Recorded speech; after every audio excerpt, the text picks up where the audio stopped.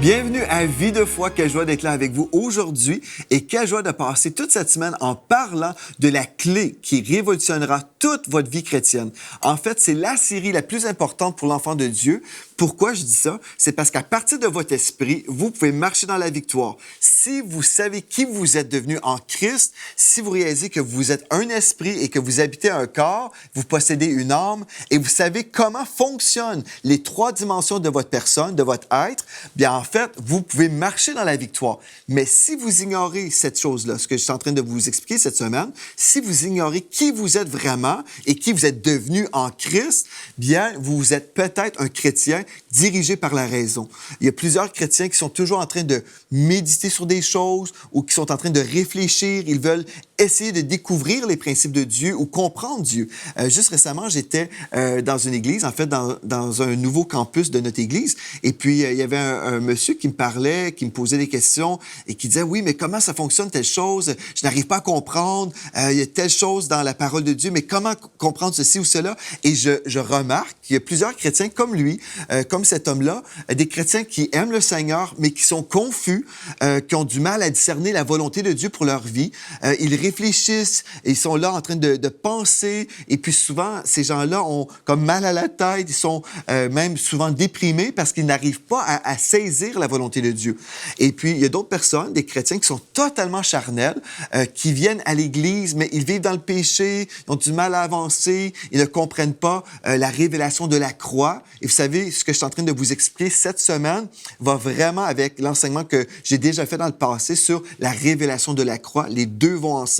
Sans la révélation de la croix, bien, on ne peut pas vivre à partir de notre esprit. Donc, vraiment, cette série-là, elle est monumentale pour l'enfant de Dieu. Une fois que vous avez saisi qui vous êtes devenu en Christ, vous pouvez marcher dans la victoire, vous pouvez vivre dans votre destinée, vous pouvez vraiment entrer dans l'appel de Dieu sur votre vie.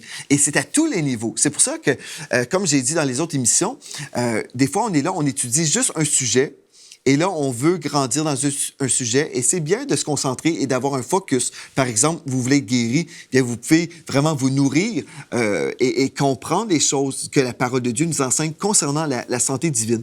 Mais si vous n'avez pas les fondements que je suis en train de vous donner concernant votre esprit recréé, vous allez peut-être encore toujours essayer par vos propres forces, vous allez raisonner les choses.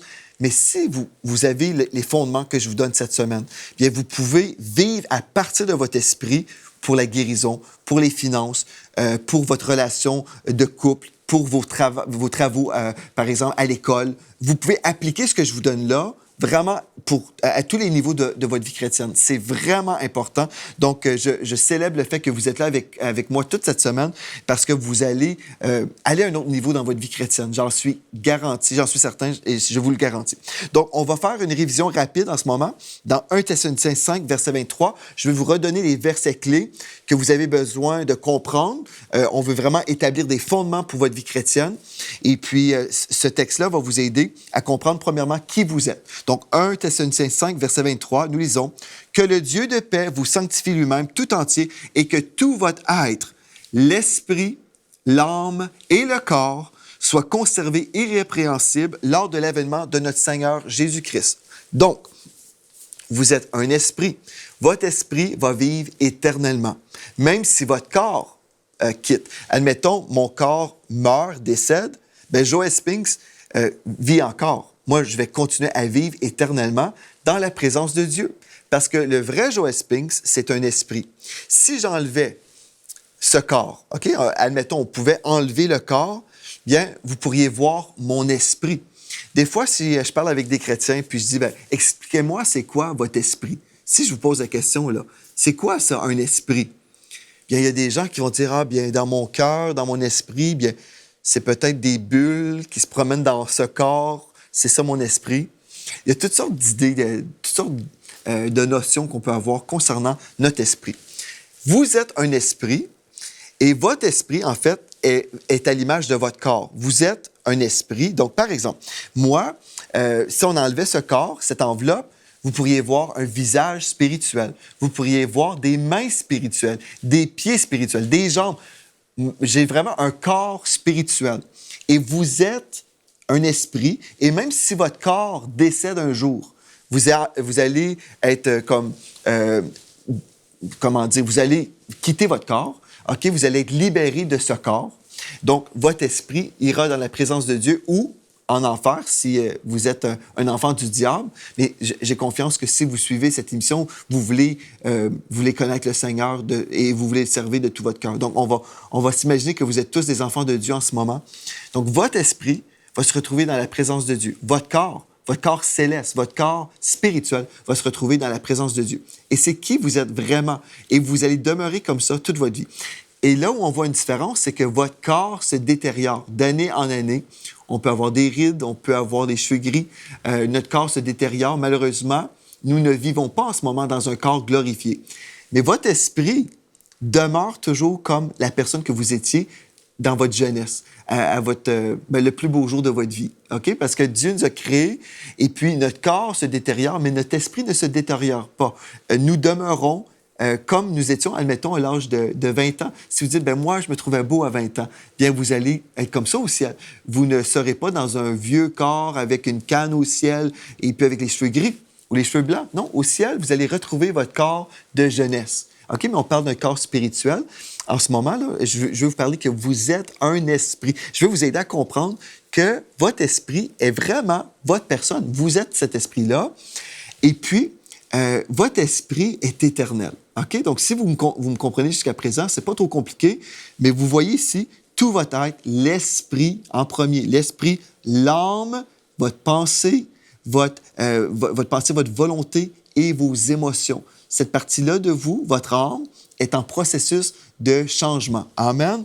Donc, vous changez, vous vous laissez transformer par le renouvellement de votre intelligence. Et puis, votre corps aussi est en processus de changement. Pour certains, ils vont s'entraîner, ils font du sport, et puis gloire à Dieu, ils deviennent plus beaux.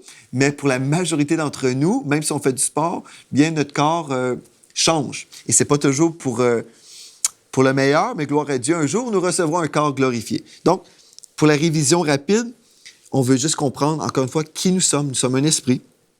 Et dans 2 Corinthiens 5, verset 17, si quelqu'un est en Christ, il est une nouvelle créature. Les choses anciennes sont passées. Pas son corps reste pareil, son âme n'a pas changé d'un seul coup, mais les choses anciennes sont passées. En fait, on parle de son esprit. Voici, toutes choses sont devenues nouvelles. Donc, votre esprit est tout à fait nouveau. Et là, ce qu'on veut comprendre dans cette émission, on va parler maintenant, aujourd'hui, les caractéristiques particulières de votre esprit recréé. Je veux vous aider à comprendre qui est votre esprit, parce que vous êtes un esprit, et là, vous avez besoin de comprendre les caractéristiques de votre esprit. Des choses importantes qu'on devrait savoir. OK? Donc, une fois que vous allez savoir ces choses-là, c'est dire, là, je comprends comment fonctionne mon esprit. Amen? OK. Et la raison pourquoi on veut comprendre tout ça, dans Galates 5, verset 16, nous lisons, « Je dis donc, marchez selon l'esprit et vous n'accomplirez pas les désirs de la chair. » OK? Donc, la première chose que vous devez comprendre dans cette émission aujourd'hui, c'est que votre esprit ne pêche pas. On a déjà établi dans les émissions précédentes que votre esprit est parfait. Oui, ça, c'est merveilleux. Et nous avons déjà établi que votre esprit est parfait à cause de Christ qui vous a pardonné. Donc ça, c'est merveilleux. Nous pouvons être en accord avec ça. C'est oui, je suis parfait à cause de Christ. Ma source de perfection, ce n'est pas moi-même, ce n'est pas mes efforts personnels. Ma source de perfection est Christ. C'est à cause de lui que je suis parvenu à la perfection, comme on a lu dans Hébreux. Mais là, ce que vous devez comprendre, c'est que votre esprit ne pêche pas. Et je vais même vous démontrer bibliquement que votre esprit ne peut pas pécher. C'est pour ça que le texte de Galates 5,16 est si merveilleux. Si vous marchez selon l'esprit, vous n'accomplirez pas les désirs de la chair. OK. Donc, on va aller ensemble dans 1 Jean, chapitre 3 et au verset 9. Êtes-vous prêt à vivre un changement dans votre vie, là? Je ne veux pas juste vous enseigner pour remplir votre crâne de connaissances. C'est pas ça le but, là. Je veux que vous puissiez vraiment entrer dans une dimension de l'esprit, que vous allez vraiment entrer dans une dimension de votre vie chrétienne qui va être tout à fait différente. Il y a des gens qui sont toujours là, qui disent « j'ai tel manquement. » Et puis, c'est certain que dans notre position, en Christ, nous sommes parfaits et dans notre condition humaine, il y a des choses à changer. Mais si notre vision, notre vue est toujours sur nos manquements, bien, on a un focus qui est le mauvais focus. Si on est toujours là, il y a des choses que je dois changer dans ma vie, il y a des choses qui doivent changer, et puis on est toujours comme ça. Notre focus est là où on va vraiment dans une mauvaise direction. Notre focus, on devrait en fait focaliser sur notre nouvelle identité en Christ. Parce que quand cette identité et cette vérité devient vraiment notre conscience actuelle, c'est vraiment ce qui nous définit, on a vraiment une nouvelle vision et la condition humaine change parce qu'on a une nouvelle vision. Je vais vous aider à comprendre. OK, dans 1 Jean 3,9, et c'est Saint-Esprit qui va vous aider à comprendre, mais moi, je vais vous enseigner selon la direction du Saint-Esprit, mais je crois que vraiment, cette série va vous aider. 1 Jean 3,9. Quiconque est né de Dieu ne pratique pas le péché parce que la semence de Dieu demeure en lui. Il ne peut pécher parce qu'il est né de Dieu. Bon, OK. Dans 2 Pierre 1, 3 à 4, que vous pourrez lire à la maison, la Bible nous parle que nous avons la nature divine en nous. Amen? Donc, vous êtes des participants de la nature divine. Gloire à Dieu. Mais là, on va décortiquer 1 Jean 3, 9. Quiconque est né de Dieu. Avez-vous donné votre vie au Seigneur Jésus? Avez-vous été pardonné de vos péchés? Oui. Bon, bien, gloire à Dieu. Vous avez vécu l'expérience de la nouvelle naissance qu'on retrouve dans Jean 3. Donc, vous êtes un enfant de Dieu, vous êtes né de Dieu. Gloire à Dieu. Donc, spirituellement, vous êtes né de Dieu. Donc, quiconque est né de Dieu, vous, là, monsieur, madame, à la maison, vous ne pratiquez pas le péché. Non, vous ne pratiquez pas le péché. Il y a des chrétiens qui pratiquent le péché. Ils vivent dans le péché. On se dit, mais est-ce que c'est normal? Est-ce qu'un chrétien, un enfant de Dieu, celui qui est né de nouveau, est-ce qu'il peut vivre dans le péché comme ça? Si un chrétien vit dans le péché, moi, je questionne sérieusement, je doute de son salut. Vraiment. Quelqu'un qui se dit, je suis un enfant de Dieu, mais vit dans le péché, je me dis, est-ce que cette personne a vraiment vécu le miracle de la nouvelle naissance? Quand nous avons vécu le miracle, c'est un miracle là, de la nouvelle naissance. Nous sommes passés des ténèbres à la lumière. Toutes choses sont devenues nouvelles dans notre esprit. Donc, quelqu'un qui peut vivre dans le péché et être heureux, entre guillemets, bien, je me pose la question, est-ce que cette personne a vraiment rencontré le Seigneur Jésus? Parce que la Bible me dit, remarquez bien, quiconque est né de Dieu ne pratique pas le péché. On ne pratique pas le péché quand nous sommes vraiment sauvés. Ça ne veut pas dire qu'on ne chute pas. Parce que dans notre condition humaine, malheureusement, souvent nous sommes dirigés par la chair. Souvent, nous ne sommes pas spirituels. Nous ne marchons pas selon l'esprit. Donc, si on ne marche pas selon l'esprit, on peut chuter. Quelqu'un peut chuter dans le péché. Son corps peut avoir des appétits. Et là, le chrétien se laisse diriger par son corps et puis il chute dans le péché. C'est triste, c'est malheureux. Mais le chrétien qui chute dans le péché, bien, il va se repentir. Il va être attristé parce que le Saint-Esprit en lui est attristé.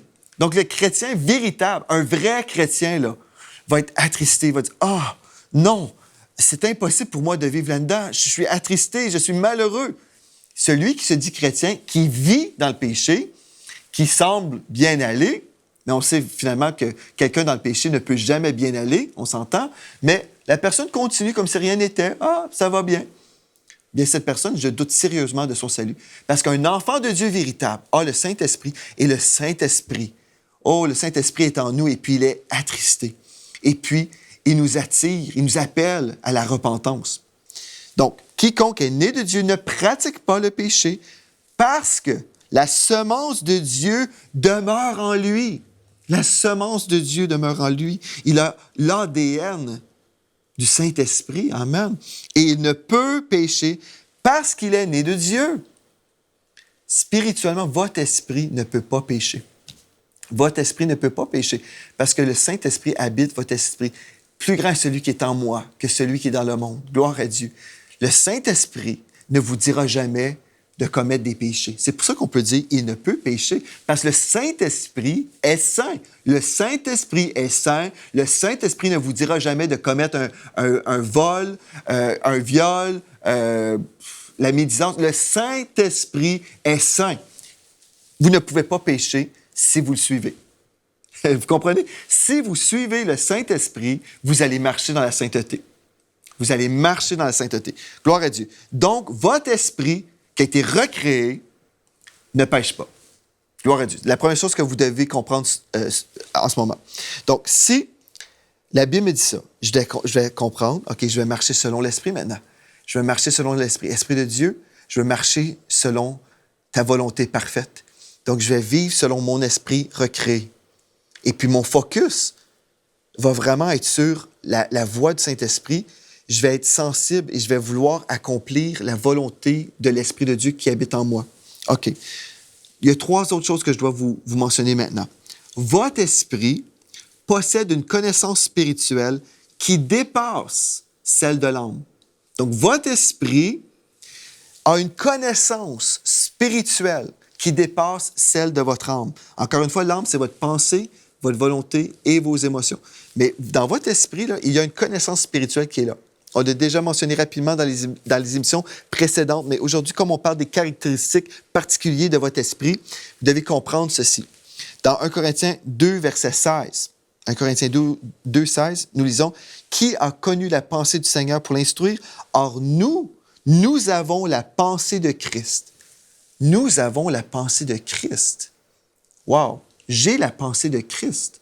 C'est pour ça, des fois, je me retrouve devant une situation et puis je suis peut-être perplexe dans mon âme, dans ma pensée, je ne connais pas la réponse. Je suis perplexe. Mais là, je me mets à prier en esprit. Je prie en esprit et là, mon esprit me donne la réponse. Je me souviens de mon père spirituel qui est en train de construire des édifices pour son siège social. Et puis, il y avait un défi au niveau de la construction. Et puis, le contracteur lui disait, « Pasteur, on ne peut pas poursuivre parce qu'il y a tel problème. » Et puis là, mon père spirituel s'est mis à prier en esprit. Et là, le Saint-Esprit lui a donné une formule mathématique, lui disant, « Voici la solution. » Donc, le pasteur est allé voir le contracteur, lui disant, « Monsieur le contracteur, voici ce que je vous propose. Est-ce que cette formule mathématique peut vous aider dans la construction? » Et puis là, le contracteur a dit, « Absolument, c'est la solution, pasteur. » Et là, mon père spirituel s'est mis à pleurer, parce qu'il savait que Dieu venait de lui donner la réponse par l'Esprit. Et puis là, le contracteur lui a dit, « Non, ça va, pasteur, ça va, tout va bien aller maintenant. Là, nous avons la réponse. » Donc, vous avez la connaissance de Dieu en vous. Bon, je vous ai donné ça comme illustration, là, une formule mathématique, mais pour toute votre vie, Dieu, le Saint-Esprit, habite votre esprit. Si vous essayez d'être dirigé par votre raisonnement humain, vous vivez selon votre âme et vous vous limitez énormément. Mais dans votre esprit, wow, le Saint-Esprit est là. Dans votre esprit, le Saint-Esprit a une connaissance, il y a des choses à vous communiquer. Dans Deutéronome 29, verset 29, nous dit aussi, « Les choses cachées sont à l'Éternel, notre Dieu. Les choses révélées sont à nous et à nos enfants à perpétuité. » Dieu veut vous révéler ces choses. Le Saint-Esprit veut vous révéler ces choses, mais allez-vous prendre le temps d'être conscient que le Saint-Esprit est là? Vous savez, ce n'est pas la volonté de Dieu qu'on vive la vie chrétienne comme le monde. On a tous des défis. Nous vivons les 2 pieds sur terre. Nous avons des défis, c'est certain. Nous avons des problèmes. Mais nous avons celui qui connaît toutes choses, qui habite en vous. Vous avez le Saint-Esprit qui habite en vous. Donc, si vous êtes conscient, vous pouvez même être devant un examen. Et là, l'Esprit de Dieu peut vous rappeler des choses que vous avez étudiées. Je trouve ça tellement merveilleux de vivre avec le Saint-Esprit. Mais je peux avoir le Saint-Esprit en moi. Et tous les chrétiens nés de nouveau ont le Saint-Esprit en eux. Et on se dit, mais pourquoi certains chrétiens font tellement de détours? C'est parce qu'ils ne sont pas conscients que le Saint-Esprit leur parle. Il y a des gens, on les voit, des années plus tard, ils prennent des détours à droite et à gauche, sont toujours en train de faire des erreurs, mais c'est parce qu'ils ne sont pas dirigés par le Saint-Esprit. Ils ne sont pas à l'écoute de leur esprit. Et vous savez, le Saint-Esprit va toujours nous donner sa paix et sa joie. Si je m'apprête à faire quelque chose, mais dans mon esprit, je n'ai pas la paix, bien, je ne ferai pas la chose parce que je vais réaliser, OK, il y a quelque chose qui ne va pas. Peut-être dans ma tête, je ne comprends pas l'affaire, mais dans mon esprit, je n'ai pas la paix. C'est le témoin intérieur qui me dit, non, il faut freiner là, ici. Là. Il ne faut pas continuer, il ne faut pas poursuivre dans cette direction-là. Et en fait, vous savez, quand le Saint-Esprit est en nous, quand sa voix est vraiment là, on peut prendre des bonnes décisions et voir des miracles. Je vais vous partager un miracle d'une amie, l'épouse du pasteur Joe Garcia qu'on a reçu à l'église, Bella Garcia. Bella est une agent d'immeuble, elle vend des maisons, donc elle travaille à l'église, certainement avec son époux, mais elle a aussi un commerce, donc elle est agent d'immeuble. Et une fois, elle était en relation d'aide, elle faisait une rencontre pour aider une sœur à l'église. Et puis comme elle était avec cette sœur, elle voyait l'heure avancer, la sœur partageait son cœur, elle partageait des épreuves dans sa vie. Et puis Bella se retrouvait en train d'écouter la sœur qui lui partageait ses défis. Et puis là, Bella, d'un seul coup, était comme un peu énervée, et puis elle était un peu inquiète parce qu'elle voyait l'heure arriver, ou avancer plutôt, et puis elle avait un rendez-vous, et puis elle savait qu'elle devait se déplacer et que son rendez-vous, en fait, devait prendre, plutôt le trajet devait prendre 1 heure. Et puis elle voyait la sœur parler, puis elle se disait en elle-même, « Oh non, je n'y arriverai jamais. Finalement, je vais avoir un certain défi là, parce que j'ai un rendez-vous à telle heure pour faire une visite d'une maison qu'on veut vendre. » Mais là, la sœur n'arrête pas de parler et puis elle se sentait mal de l'interrompre et puis lui dire « Non, finalement, c'est fini. » Et ce qui s'est produit, le Saint-Esprit, dans son esprit, lui a dit « Occupe-toi de mes affaires et je vais m'occuper de tes affaires. » Donc, Bella a entendu dans son esprit « Occupe-toi du royaume de Dieu, premièrement. » Donc, Bella a continué dans son entretien avec cette sœur. Elle a fait du ministère auprès d'elle. Et puis là, finalement, elle quitte pour se rendre à son rendez-vous. Et puis, il lui reste 15 minutes seulement. 15 minutes. Mais elle prend la voiture. En plus, il pleuvait. Et là, comme elle était en train de circuler dans sa voiture, elle voyait la pluie, mais elle ressentait la présence de Dieu avec elle. Et finalement, elle arrive au bon port. Elle arrive. Et puis, voilà, la maison qu'elle devait vendre était devant elle. Elle appelle son mari, pasteur Joe. Elle dit, « Joe, elle dit, tu sais pas où je suis rendu? » Puis il dit, « Non, je sais pas. » Elle dit, « Je suis rendu là. Je suis rendu devant la maison. » Il dit, « Mais non, c'est impossible. Ça prend minimum 1 heure se rendre là-bas. » Mais elle dit, « Mais je te le dis, je suis là devant la maison. » Et puis, elle a pu faire son travail d'agent d'immeuble. Donc, Bella, qui était sensible à l'Esprit de Dieu dans son esprit, a été dirigée par son esprit, pas selon la raison. La raison, son âme lui disait, « Non, il faut partir maintenant. » Là. Son âme lui disait, « Faut terminer la rencontre parce que là, tu as une autre rencontre. » Son âme lui disait une chose. Ses pensées humaines lui disaient une chose. Mais l'Esprit de Dieu, dans son esprit, lui disait autre chose. Elle a vécu le miracle qu'on retrouve dans Actes, chapitre 8, versets 39 à 40. C'est tout un miracle. Je veux juste vous dire, après un certain moment aussi, là, votre âme est façonnée par l'Esprit de Dieu et votre âme aussi va s'accorder avec l'Esprit de Dieu. Ça, c'est une chose aussi importante à mentionner en ce moment. Parce que après un certain moment dans la vie chrétienne, notre âme devrait aussi ressembler de plus en plus au Seigneur Jésus. Donc, des fois, je parle d'une façon négative concernant l'âme parce que souvent, notre âme n'a pas été transformée. Mais après un certain moment, on a vécu une transformation et notre âme aussi va s'accorder. Donc, ça, c'est une bonne nouvelle pour vous. Mais dans Actes 8, versets 39 à 40, nous lisons, « Quand ils furent sortis de l'eau, l'Esprit du Seigneur enleva Philippe. » OK? Donc, ici, ce texte-là nous parle de Philippe, l'évangéliste, qui était avec l'eunuque. Il l'évangélisait et puis il venait tout juste de le baptiser. Et là, l'Esprit du Seigneur enleva Philippe quand il était sur la route qui descend de Jérusalem à Gaza, à partir du verset 26 que vous pourrez retrouver dans votre Bible. Et l'eunuque ne le vit plus, tandis que joyeux, il poursuivait sa route.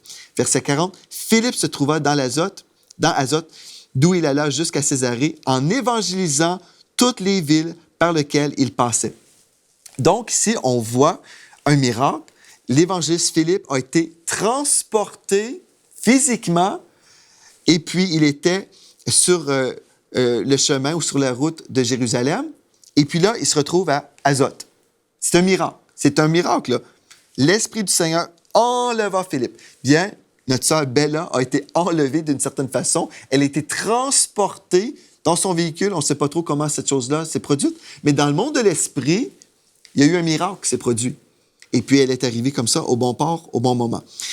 On dit gloire à Dieu. Mais là, peut-être votre cerveau dit, « Ah, mais c'est impossible. » Oui, c'est impossible à l'homme. Mais ce qui est impossible à l'homme est possible à Dieu. Amen. Donc, OK. Donc, votre esprit possède une connaissance spirituelle qui dépasse celle de l'âme.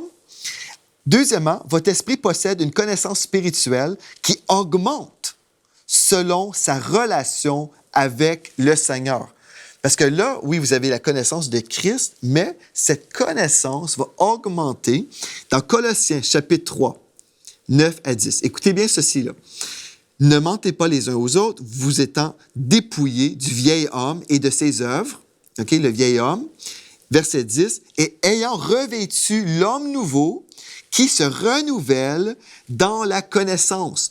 L'homme nouveau, votre esprit recréé, se renouvelle dans la connaissance selon l'image de celui qui l'a créé, selon l'image de Dieu. Donc, votre esprit se renouvelle selon l'image de Dieu, mais se renouvelle dans la connaissance. Donc, si je veux connaître Dieu, bien en fait, ce que je dois faire, je dois comprendre que mon homme spirituel doit ressembler de plus en plus à l'image de Christ. Comment? Ayant revêtu l'homme nouveau, on doit être conscient que nous avons revêtu l'homme nouveau. On ne vivra pas à partir du vieil homme. C'est ça qui se passe souvent. On se voit constamment selon le vieil homme, comme nous étions autrefois. Il y a même des chrétiens qui disent « Ben moi, je suis un pauvre pécheur, sauvé par grâce. » Souvent, je l'ai dénoncé, celle-là. Hein? Donc, je me vois comme étant un pauvre pécheur, sauvé par grâce. Non, c'est soit que nous sommes sauvés par grâce et devenus un saint de l'Éternel, et là, notre esprit est recréé, ou nous sommes encore pécheurs. Mais là, nous avons revêtu l'homme nouveau, nous sommes un esprit, nous sommes cette nouvelle créature, et cette nouvelle créature se renouvelle de jour en jour dans la connaissance de Dieu, tous les jours. En fait, j'ai la pensée de Christ, mais cette pensée-là augmente en moi selon l'image de celui qui l'a créé, selon Dieu. Vous savez, je peux grandir dans ma connaissance. Premièrement, je vais être conscient que la connaissance de Dieu est en moi, mais aussi je vais me renouveler tous les jours. Comment? OK, écoutez bien, là, je vais vous dire comment. Votre esprit possède une connaissance spirituelle qui augmente selon son expérience ou son exercice spirituel. Donc, je dois m'exercer spirituellement. Dans 1 Corinthiens 14, verset 4, celui qui parle en langue s'édifie lui-même. Donc, je m'édifie dans l'homme intérieur. Mon esprit s'édifie, grandit, devient plus fort, plus grand. OK? Mais comment? Dans Jude, versets 20 et 21, dans la Bible second 21. « Quant à vous, bien-aimés, édifiez-vous vous-même sur votre très sainte foi et priez par le Saint-Esprit. Maintenez-vous dans l'amour. » Gloire à Dieu. Donc, si je prie en esprit, là, je suis en train de grandir et ma connaissance spirituelle augmente selon l'exercice de mon esprit. Donc, je m'exerce dans l'esprit. Je prie en langue, je prie en langue, je prie en langue. Et spirituellement, mon esprit devient de plus en plus fort et de plus en plus conscient que l'Esprit de Dieu est en moi. Je peux l'entendre me parler, je peux recevoir des visions, je peux recevoir des songes. Dieu me communique directement à mon esprit. Alléluia! Je grandis, je vais de gloire en gloire spirituellement. Et c'est pour vous, frères et sœurs, c'est votre héritage en Christ. Merci d'avoir été là. Gloire à Dieu. On poursuit demain. Et d'ici à demain, soyez richement bénis.